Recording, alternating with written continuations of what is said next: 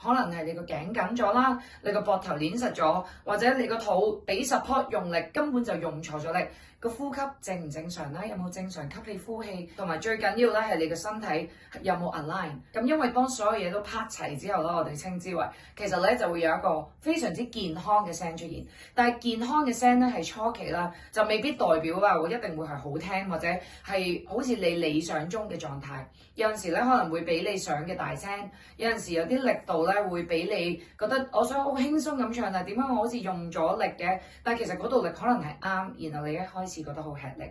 咁所以咧今日咧呢一個教室咧就想同大家分享嘅心態就係要 take time slow down，同埋多啲留意自己嘅身體。所以咧，希望咧呢一個少少嘅分享咧，會幫到你哋。如果咧你哋有咩感受啦，又或者你哋有啲咩想同我講嘅話咧，都歡迎你哋喺下面留言。咁咧記住要 follow 我哋 InSync4 嘅 Instagram， 報名我哋嘅課程 ，like 埋我哋 YouTube channel，follow 埋我哋嘅 YouTube channel， 同埋 share 呢個 post 俾你身邊嘅朋友仔啦。我哋下次再見，拜拜。